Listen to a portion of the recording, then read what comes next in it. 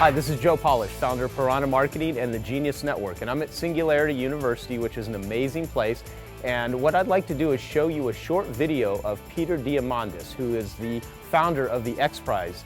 And it's incredible, and Peter's done some incredible stuff. And after you watch this short video, you're going to join me as I interview Stephen Kotner and Peter Diamandis on their book, Abundance, and I think you're going to find it to be not only very useful to your life, but also fascinating. So watch this short video and then join us on the interview.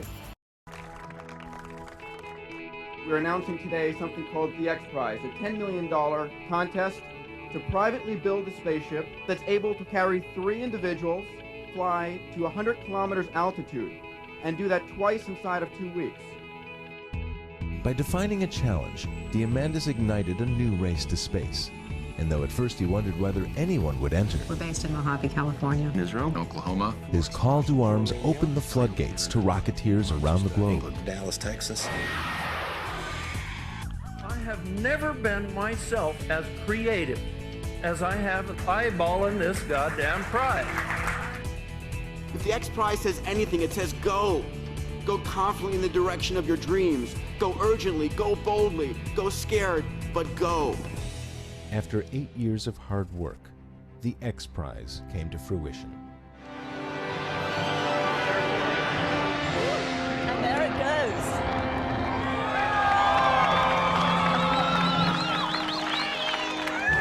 Release arm fire.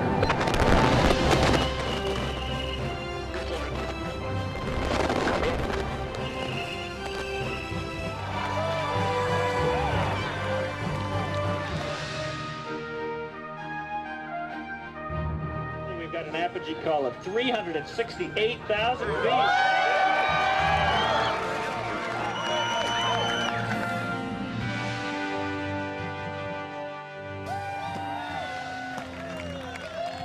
Ladies and gentlemen, today the winners are the people of Earth.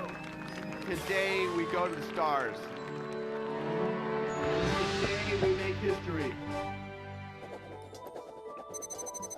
The Automotive X Prize is a $10 million prize to teams that can produce production-capable, safe, clean, and super efficient vehicles. Vehicles that can exceed 100 miles per gallon or its energy equivalent. We're not talking about concept cars. We're talking about real cars that consumers will want to buy. We welcome you along on what's going to be an incredible ride. Thank you so much. Diamandis' greatest challenges and opportunities lie ahead in so many high-tech fields, as his efforts lead us ever farther down the road toward the private spaceflight revolution. What started as a childhood dream to fly to space has brought all of humanity closer to the stars. The best way to predict the future is to create it yourself. Hello, this is Joe Polish, founder of Genius Network, and I've got a couple guys who I think are actually at a pretty genius level. This is Peter Diamandis and Stephen Kotner. How you doing? I'm good, Joe. How are you? Good, good. All right. Did I say your name right? You did. Okay. You got it. It's fantastic. All right, well, before we were about to start recording, these guys were totally goofing off, and perhaps that has some link to your new book, which is called Abundance, and how the future is just going to be better for everyone.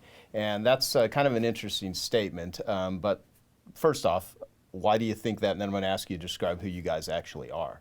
Well, one of the things that's one of the things that's at the core of our book is a macroscopic view. So if you pull back a little bit from the sea of bad news that's kind of assaulting us these days, what you actually see is a preponderance of trends that are moving in a fantastic direction. You see poverty has dropped more in the past 50 years than it has in the previous 500. In the past 100 years, our life extension has moved. I can't even speak. Well, the fact is the human lifespan has doubled in the last 100 years. And, you know, if you stop and you think about the fact that today somebody that we consider impoverished in the United States, you know, 99% of the people under the poverty level in the U.S. have running water, flushing toilets, televisions, you know, 80+% have access to phones, air conditioning, cars. I mean, these are things that literally the poorest people on the planet today have more than the kings and queens of 100 and 200 years ago. Right. So we've been moving this poverty line, and people have, you know, basically ignored that fact. But the world is getting better at an extraordinary rate. And as Steve and I wrote this book, we basically were speaking to the innovators, the scientists, the engineers, and the philanthropists who have been literally knocking down problem after problem after problem. And as we sort of project forward, we believe that most of the basic needs for every man, woman, and child over the next 30 to 40 years will be met. That the technologies that are coming online today will lead towards a world of healthcare abundance, education abundance. I'll give one example of what I mean, and then toss it back to you. An African tribesman, a Maasai warrior in the middle of Africa today, on a cell phone. If you stop and think about it, they've got better mobile communications than the President of the United States did 25 years ago. Right. And if they're on Google, they have better access to information than the President did 15 years ago. They're living in a world of information communication abundance. And who would have possibly ever imagined that? But this is the world that we're creating. Yeah. Well, so my goal here is to actually ask you guys some questions so everyone watching and listening can actually have some real takeaway value. And also, you have created a roadmap for people to actually create massive change in the world if they so choose, and to live just much happier, healthier, productive lives. First off, who are you guys? I mean, what qualifies you to speak to this? Because you're not just talking about positive thinking in this book. I mean, you're talking about altering the way we live and how that's going to happen. And you are on the cutting edge of doing this. I mean, I'm here at Singularity University, and I'm attending a program here that a university you created with Ray Kurzweil, and it's fascinating what's going on here. So I want the people that are listening to this to get some perspective of who you guys actually are. You first. Okay, so I serve as the chairman and co-founder of Singularity University, which is really an institution built to teach people like yourself about all the exponentially growing technologies that are, what's in the lab today, what's coming to market in 2, 5, 10, 20 years in AI, robotics, nanomaterials, human-machine interface, medicine, computational systems, networks, all of these areas that are really transforming our planet. And then I also am the chairman and CEO of the X Prize Foundation, whose mission it is really to envision the future and then challenge the world to go and make that future happen. And our first one was in private spaceflight, but we're doing it in energy, education, life sciences, a range of areas. And I'm passionate about solving grand challenges. Yeah. And that you have so far. I, on the other hand, am not passionate about solving grand I'm a longtime author and journalist. I run an animal sanctuary, and I had a research project into flow states.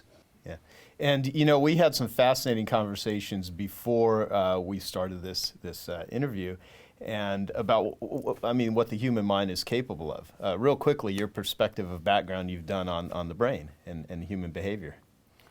Well, I mean, the work that you're interested in is the work that I've done on flow states. And flow states, it's a term that dates back to Mihaly Csikszentmihalyi, a psychologist in the 60s and 70s, who was looking at kind of what is the fundamental technology behind creativity and innovation and happiness and things along those lines. And he identified a state of consciousness called a flow state that seems to underpin all these things. For example, in survey after survey after survey, people, we found that if you go kind of around the world and find the happiest people on earth, they're the people who live lives that are consistently have the most flow states in them. So what we're talking about is kind of the ultimate happiness technology. And unfortunately, it's kind of a black box technology. We don't really know how it happens in the human brain. We have very, very little work at this point on it. But I'm part of an organization that's trying to reverse engineer flow states. Yeah, well, I'm glad you said that, because I think that really much leads into abundance. I mean, if someone's actually going to live in a state of abundance, I think they have to first believe that that's even a possibility, and to live a life according to that. It's definitely something we spend a lot of time in the book talking about kind of the neuroscience of abundance and the psychology behind abundance. And one of the things you find out if you kind of look at the human brain is we're not wired to process good news. We tend to be local optimists, so we have what's called the psychological immune system. We overestimate our own, our chances of winning the lottery, our chances of getting a job, our own attractiveness, our own intelligence, things like this. We're very, very optimistic about our own self. But when you extend it out to the world at large, we're actually pessimistic, and the brain is kind of built this way. So it's very, very difficult for us to look at these giant problems, hunger, water scarcity, things like that, and actually believe there are solutions, because the brain is not wired that way. Yeah, well, so you guys, in one of the chapters in your book, you actually talk about why do some people perceive the world to be so bleak, and you talk about loss aversion. And I'd like to address that before we get into just the topics of your book and abundance in general. I mean, there's a lot of people that are going to watch us and say, that's bullshit. I mean, the world is not getting better.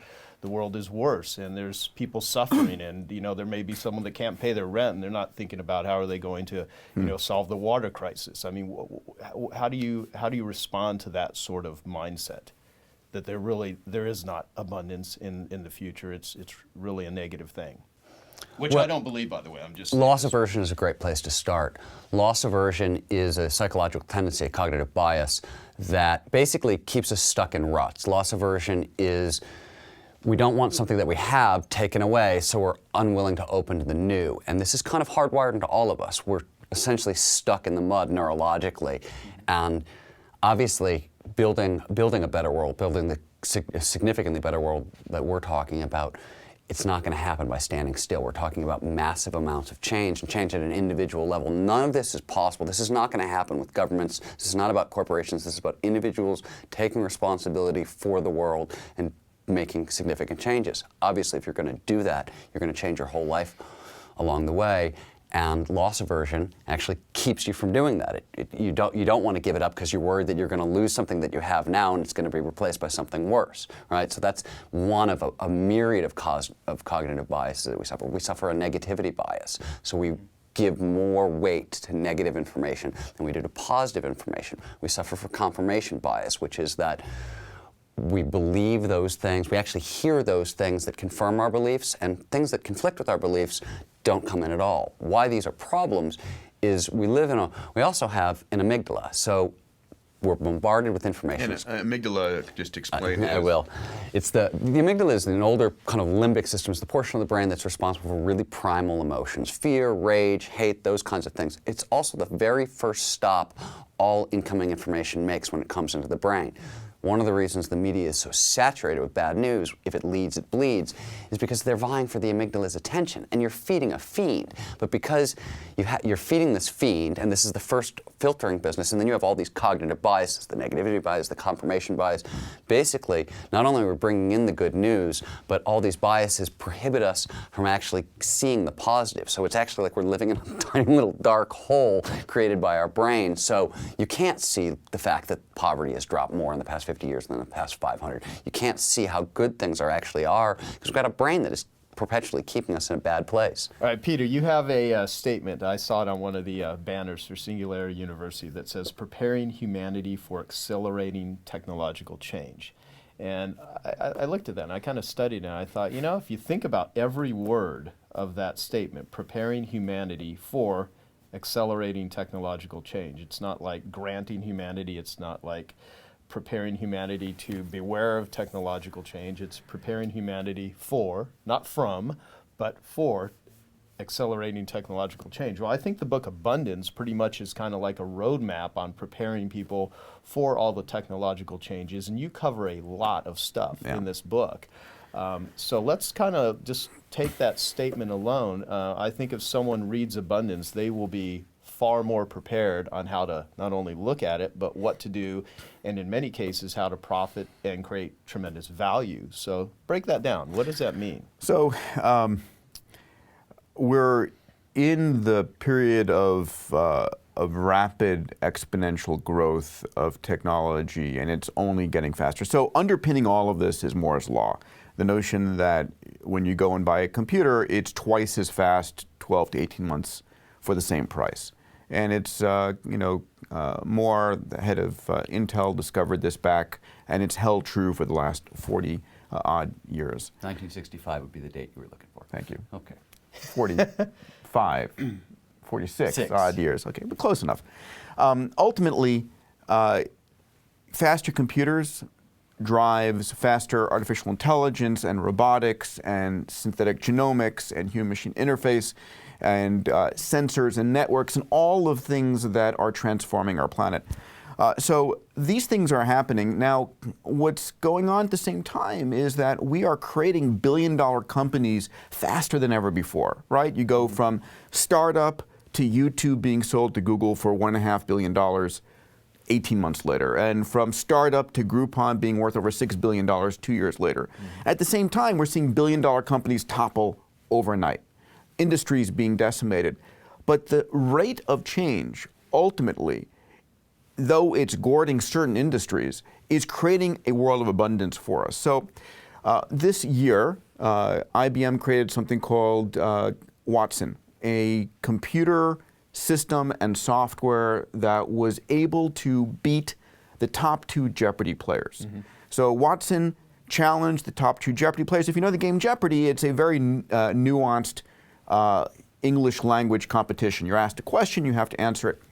So not only, I love the headline where it said, Watson vanquishes human opponents. Yeah. And it was really, this computer destroyed them in this game. But that Watson computer now is being taught how to think about medical questions, and ultimately it's going to medical school. Now, a AI like Watson living on the Google or Apple or Amazon cloud all of a sudden is available to anyone with a cell phone. And now someone with a cell phone speaking to this AI in natural language can have a doctor that can diagnose them better than anybody. So they'd have access to abundant health care. That same artificial intelligence could become an extraordinary teacher so that anybody in the developing world, by the way, cell phone penetration is going to reach 70+% by 2013. So anyone in the developing world with a cell phone has access to the best medical care, the best educators. They're living into a world of health and education abundance as just 2 examples. So out of all the individuals that you've worked with, you yourself have created some major impact. I mean, the X Prize alone, when I first heard you speak and tell the whole story originally of, I don't know how long ago that was, it blew me away. I mean, I'd like you to actually talk about that, because I think a lot of people, they may have heard of the X Prize, but they don't know what was behind it, the psychology behind it. And you're driven to make some major impact, and that is a method that you invented. And that's one thing that, I mean, in so many ways has I think, been a catalyst for massive human change. So abundance tells part of the story of the X Prize, and as Stephen and I wrote about it, it's the notion that to really drive a breakthrough in the world, whether you're an individual or a CEO or whatever it might be, you have to be willing to take risk. That to really drive a true breakthrough, the day before something is really a breakthrough, it's a crazy idea. If it weren't a crazy idea the day before, it wouldn't be a breakthrough, it'd be an incremental improvement. So I asked the question, in companies and organizations and governments, where do you allow crazy ideas to bubble up and be tried, potentially fail, but if they succeed, become a breakthrough? So for me, I wanted to create a breakthrough in spaceflight because I've been since a child passionate about opening the space frontier. I think it's humanity's ultimate future. And so I knew that my chances of becoming an astronaut through the US government was extraordinarily slow. I like to joke and say I had a better shot at becoming an NBA All-Star at 5'5" than becoming an astronaut. Right. So ultimately, I pulled together a $10 million prize funded by a wonderful family, the Ansari family, Anusha, Hamid, Amir Ansari, and offered that $10 million to the first team who could build a private spaceship to carry 3 adults up into space, come back down safely, and within 2 weeks make that trip again. We had 26 teams around the world who spent $100 million to try and win this $10 million prize. And incredibly, it worked. And on the heels of that success, we said, let's identify other grand challenges that need solving, where a prize could incentivize teams to go and attack that problem. So we're looking at X Prizes in energy, environment, healthcare, exploration, in a multitude of areas. And it's the notion that, the world of abundance that we want to create solving food, water, energy, health, education, and so forth, are really a matter of driving the breakthroughs required to provide that to the population. Yeah, I mean, I think it's a fascinating model. You've carried it on to all kinds of different areas, and I think that alone, you know, I think you'll accomplish many things and already have in your life, but I think that alone is just such a massive breakthrough. And what I think is great is this whole book, Abundance, is really built around breakthrough. So I want to ask you about 4 areas. You talk about 4 forces that will solve our biggest problems: exponential technology, the DIY innovator, which is do-it-yourself, the Techno Philanthropist, and the rising billion. So I'd like to have you describe what those things are. You want to grab? Yeah, I'll jump in. So the DIY innovator is a great place to start. Because of the accelerating rate of technology, for the very first time probably in the history of the world, individuals can solve problems that previously only governments or large corporations could do. And I mean, Peter's X Prize is a fantastic example. It was won by Bert Rutan with a team of 26 people, 30 people? Yeah, and $26 million, they put a man into space. This is something that took $300 billion, is my number correct? A lot of money for a lot of money for the U.S. government privately, and here we are 30 years later, and one guy and a small team of innovators is doing this. We're seeing the same kind of progress that Bert made in space opening up in the medical frontier. Craig Venter beat the United States government in the race for the human genome, and it was when NIH announced the Human Genome Project, they set aside $10 billion and they gave it 15 years. Venter, obviously he built on some of the work that came before, but he came in and did it in under a year, relying on exponentially growing technology, a whole new generation of gene sequencing technology, and a new highly kind of technical approach called shotgun sequencing made possible because of the exponential growth rate of technology. And he accomplished what the government couldn't do, and he did it for $100 million. In under a year. And that same technology that he spent $100 million on, here we are, this was in 2000, it's 11 years later, and it's $4,000 now. So anybody who wants to play in gene sequencing can suddenly has access to the technology. This whole kind of change has empowered DIY individuals like never, ever before. So individuals can actually take on ground challenges and really solve them for probably the first time in history. I'll pick the rising billion as a force. People speak about the bottom billion, the bottom of the pyramid, and we've given them a different name in this book. I call them the rising billion. And it's because... We're going to call him Fred. But we've decided the rising billion is... Yeah, it sounds better. It does sound better. So if you, going back to what I commented earlier, that cell phone penetration is growing exponentially. Roughly in Africa and the developing world, we expect it to exceed 70% by 2013. And an individual on a cell phone, if you think about it, has extraordinary capabilities. Not only the information access and the communications access, but if they're on an Android phone or the equivalent, they've got access to hundreds of thousands of applications. And these applications, like just think about GPS that you might have. If you went back 20 years to buy a GPS, it would have cost you tens of thousands of dollars. Today it's free.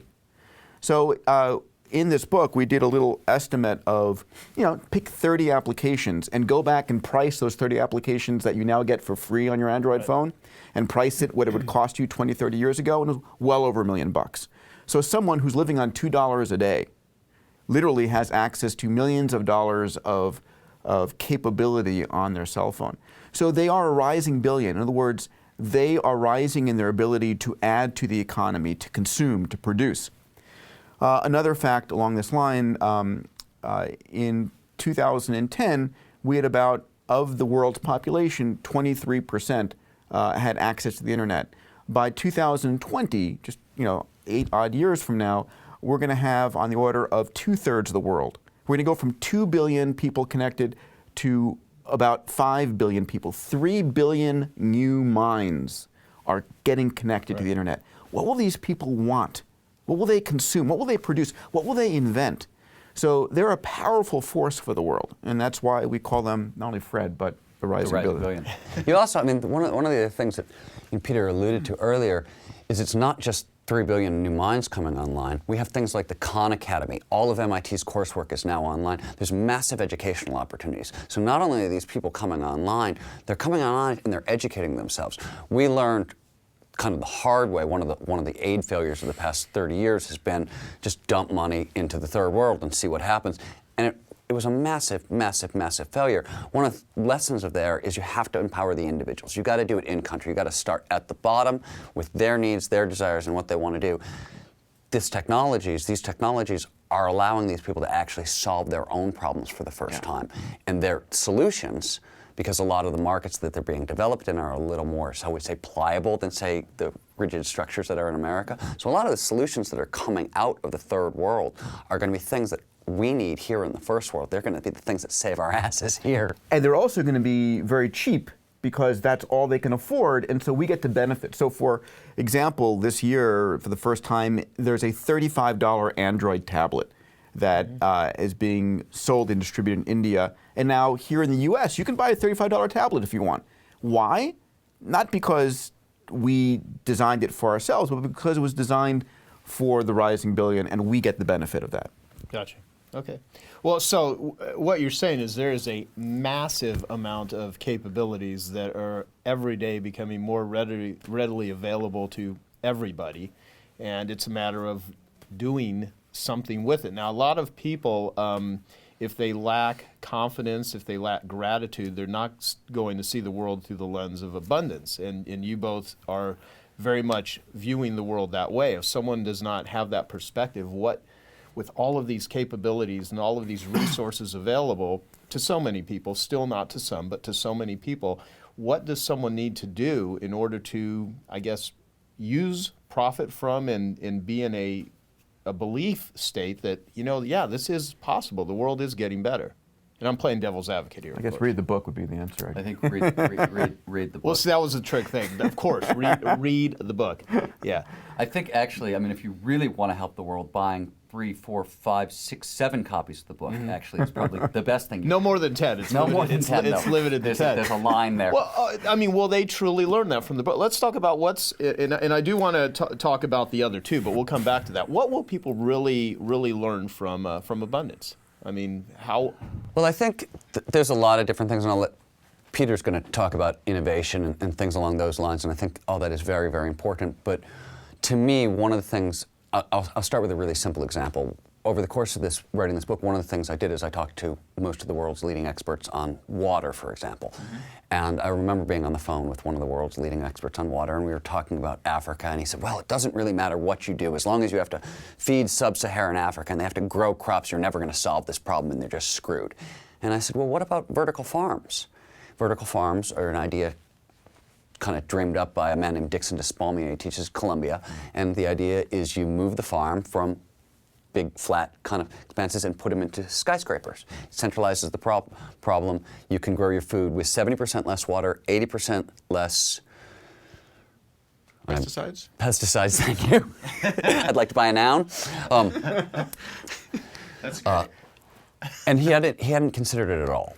It was a new idea to him. And this was one of the things I encountered over and over and over again. So one of the things we do in this book is we provide a macroscopic perspective, but we also show how solutions being developed over here overlay over here. This isn't really being talked a lot about. Experts these days are very, very specialized. They're very, very balkanized. But when you start looking at how these technologies overlay, Peter was talking earlier about Watson and AI technology that's making massive improvements in education.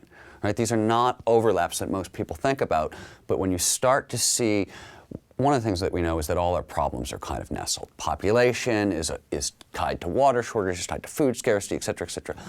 The flip side of that is that our solutions are similarly nestled. So once you start solving some of these problems, population is a really great example. Here's an absolutely intractable problem that has scared the hell out of people for a really long time. It bothered you too. When we started this book, one of the biggest issues was, we battled over population. Honestly, you were like, no, population's going to be a huge problem.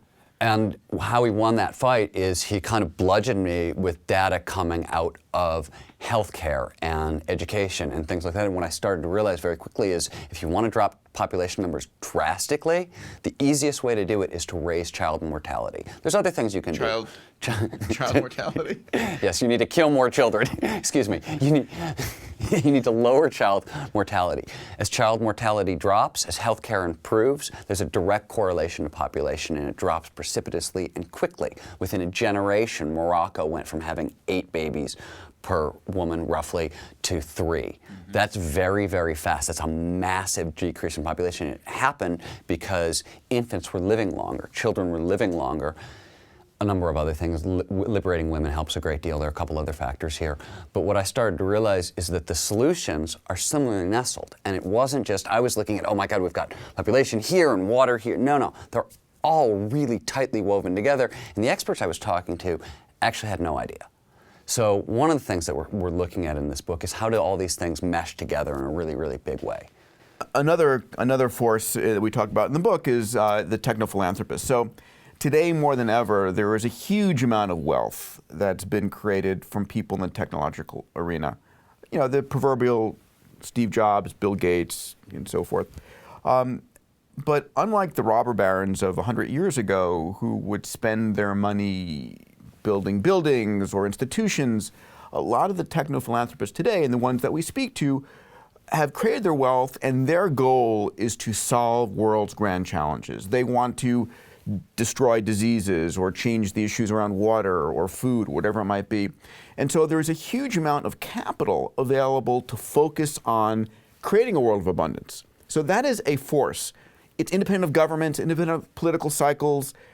It's people who say, I see a problem and I'm dedicating my capital and my career to getting rid of it. So a point in case is Bill Gates and malaria. Mm-hmm.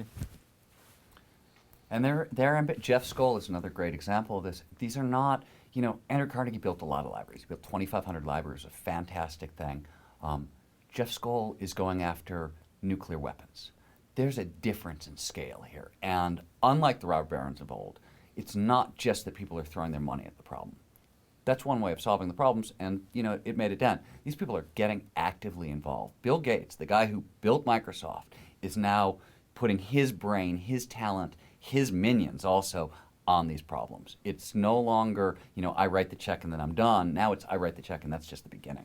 Oh yeah, I mean, I was just at the Gates Foundation 3 weeks ago for their annual event, and the people there, the entrepreneurs there, the resources, it's unbelievably amazing what they are actually doing, Bill and Melinda. I mean, one of the big things that I'm shocked how people don't get, that the world's biggest problems are the world's biggest opportunities. Yes, yes. You want to make $1 trillion, solve healthcare, education, hunger, water. I mean, these are $1 trillion markets. Yeah, I really want to go deep with that, because I do believe that. I have a friend named Richard Rossi who has this great line where he says, wherever there's anxiety, there's opportunity. And if you think about entrepreneurs, quote another friend, Dan Sullivan, he says, other people's bad news is your good news. Sure. Especially if you sell Prozac. Well, if you sell anything, I mean, if you're hungry, that's bad news. If you're a restaurant, that's great. You know, if you're bored and, you know, that's bad news for you, but if you're a movie theater, that's good news. Everything in life is literally helping people with their bad news. Sometimes it's as simple things, other times it's incredibly, you know, it could be a fatal condition, it could be starvation. So what you just said, I'd really like you to speak to that. So a great example is we're here filming this at Singularity University, and we challenge the students here to create what we call 10 to the 9th plus companies, which is build a company, a product or service that can positively affect 1 billion people within a decade. And what we teach them about is, what are the world's grand challenges? Where are the biggest problems that exist? Because that's where you should be building these companies. And we're in a day and age now where you can do great for the world and create incredible profits. You know, Dean Kamen, who's a close friend, he's a trustee at the X Prize. We write about him extensively in the book. You know, he talks about the fact that people would dismiss water as an area in the world that companies should be involved with, because saying, my God, these people only have, you know, 50 cents a day they can spend on water. But if you've got 2 billion people spending 50 cents a day. You know, you do the math real quick, that's almost a $500 billion marketplace. There are very few companies on the planet that can ignore a $500 billion marketplace. Right. Well, there's no, and like you say in the book, there's no companies that even make that level of revenue, so there's a gigantic market there. It's just open for... And he says, you know, is there a need? There's a need for water. Yeah, there always... Exactly. Thoughts? Well, I mean, what I was thinking about more than anything else, and it's one of the things that's kind of startling about Singularity University, is think about the idea of a university dedicated to people creating companies that can affect the lives of 1 billion people in 10 years or less. Think about any other time in history when that would have even been possible, when you could even make that statement. Have that conversation. And yeah, I mean, now there are, you know, I can give you 50 quick examples of companies that have bettered the lives of 1 billion people in 10 years or less, and I'm sure, you know, all of us can. Go back 25 years. YouTube, Google, Europe, go. That's funny. We should have that contest all the time. Everything should be a contest. Yeah. So those little Furbies. Yeah. Those things are very critical. That's what Fred needs. This must have been painful for you guys to write this book together. You can't imagine you had any fun whatsoever. Really difficult. Yeah. He's intolerable. Yeah. I'm sorry, what was the question? All right, well, let me ask you, you know, who do you guys want to be a hero to? I mean, there's a lot of different people in the world. There's lots of organizations. So our goal, at least my goal, and I want to speak for you, but is to change the conversation in the world. You know, there's a conversation that's going on that we're screwed, that the world is getting worse, that the world for my children is going to be worse than the world. I'm done with that. I'm done. That is patently false. That is the world that the news media is feeding to us nonstop, because that's the way the news media catches our attention, by this constant, pervasive pessimism that is just, you know, it's a real downer. But the fact of the matter is that the world is getting better at an extraordinary rate. And this book is about showing people, first of all, why they're immune to the good news, and then what the good news is, and creating a world that they can help be part of creating. In other words, you can now stop complaining about a problem and start solving it. You're empowered. As individuals and entrepreneurs, we're now empowered more than any time in history. In fact, more than governments and large corporations were in the past, to go and solve a problem. So what do you care about solving? You know, go solve it. Right. You know, I have a dear friend named Dan Sullivan who is a brilliant guy, and he says, you know, you can either create or you can complain. You can't do both. And there are creators and there are complainers.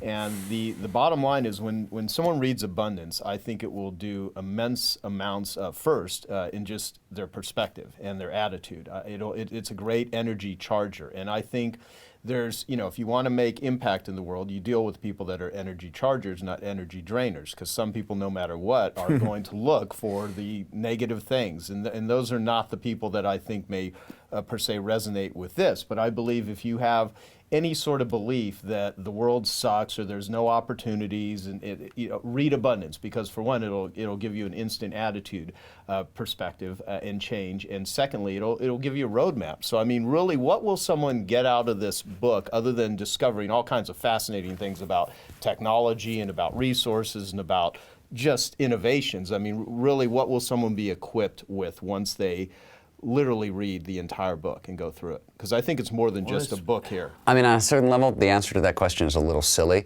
but the answer to me, what will they get? Hope, which is we're humans, we're hope junkies. You can't go forward without that. It doesn't work. You can't change the world if you don't believe it's changeable. You can't do any of those things. You know, this is an incredibly well-researched book. I can't tell you how many hundreds and hundreds and hundreds of top experts that we interviewed for it. There's a 90-page reference section at the back so you can see all of our data. We're really, not only are we saying the world is getting better, we're laying out a very, very, very, very easy to digest factual case for it that pretty much anybody, you know, reading the book is going to come to. It's not like there's secret data here. We just, you know, so it's, that in and of itself seems to me, you know, one of the greatest things that's coming out of this book. It was just a terrible answer. It was actually heartfelt and truthful. And then we've also in the book talk about how to drive breakthroughs.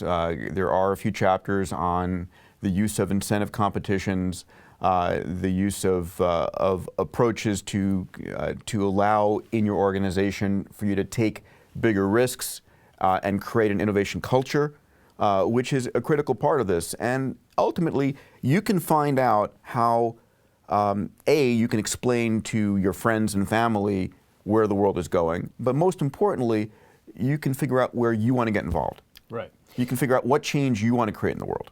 And what I think, what you just said too, what I think is really important is whenever you find yourself in a conversation with naysayers and where people that just really want to complain about how bad things are, I think you will be absolutely equipped, having read the book, with really knowing that the world is in the greatest state it's ever been, and the opportunities are endless. The amount of people that are out there doing good things is huge. And growing. Yeah, and you guys are catalysts to that. And one thing I will say as a plug for Singularity University, I'm only 2 days into Singularity University, the executive program here, and it is absolutely mind-blowing. I mean, I hang around a lot of smart people. I've read over 1,000 books. I'm pretty good in a couple of areas of business. And just my perspective on things has been massively shifted in just a couple of days. So you got 5 days ahead there. Yeah, no, I know. That's my point. I've even made a couple phone calls to some real dear friends. I even had a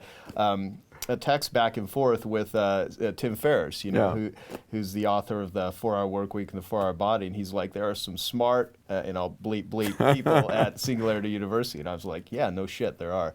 And so basically, check out singularityu.org and get the book Abundance. You can get it anywhere. Go on Amazon and get yourself a copy of Abundance.